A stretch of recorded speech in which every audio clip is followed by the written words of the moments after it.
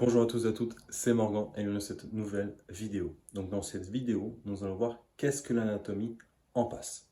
Donc vous vous êtes sûrement déjà demandé ce que vous allez voir donc en passe, passes et donc quels sont les différents yeux, etc.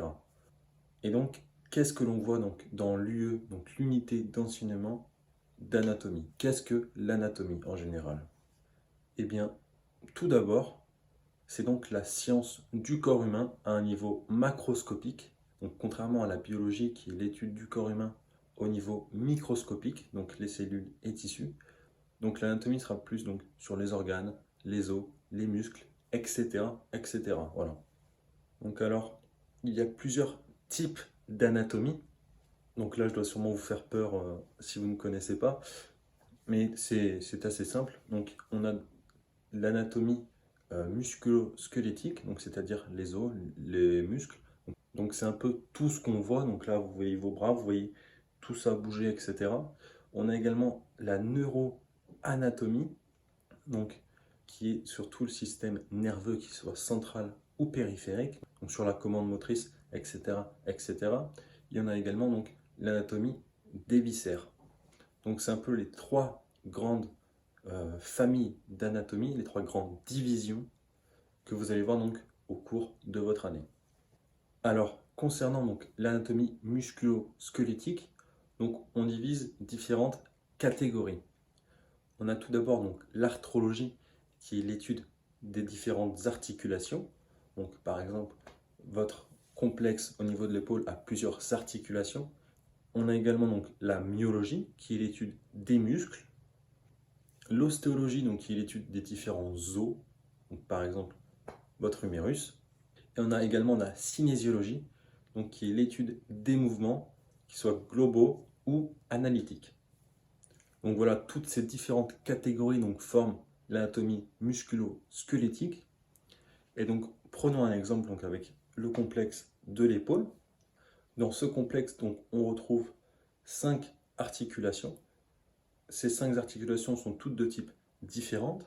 Donc au niveau arthrologie, donc, on aura différentes structures.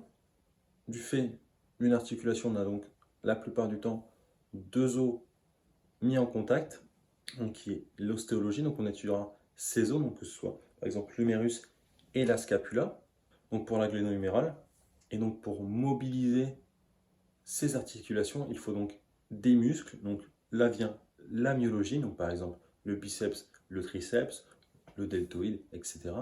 Et donc tous ces muscles moteurs donc, permettent des mouvements que nous voyons dans la cinésiologie. Voilà, donc vous voyez bien que tout ça, tout est lié en fait, et il ne peut pas y avoir l'un sans l'autre. Mais donc, qu'allez-vous voir exactement en anatomie durant votre année de passe?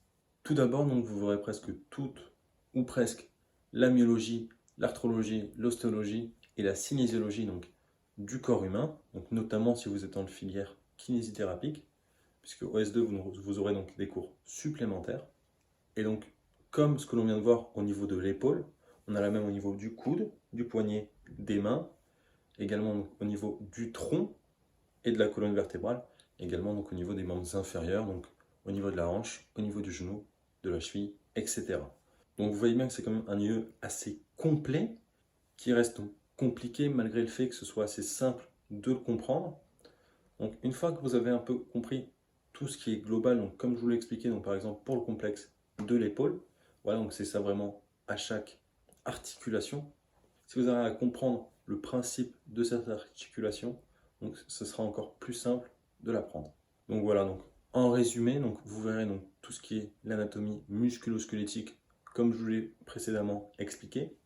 Vous verrez également donc de la neuroanatomie, donc avec le système nerveux central et périphérique. Également l'anatomie des viscères, donc avec les poumons, le cœur, l'estomac, etc., etc. Donc encore une fois, donc je vous le répète, c'est un lieu assez dense, assez compliqué, mais qui est quand même assez simple à apprendre si vous arrivez à le comprendre. Donc l'anatomie, ce n'est pas quelque chose qu'il faut apprendre par cœur bêtement, mais c'est quelque chose qui se réfléchit. Tout simplement, par exemple, si vous connaissez les insertions d'un muscle, vous connaîtrez donc ces actions obligatoirement sans devoir les apprendre. Voilà, donc il faut vraiment essayer de le comprendre au maximum.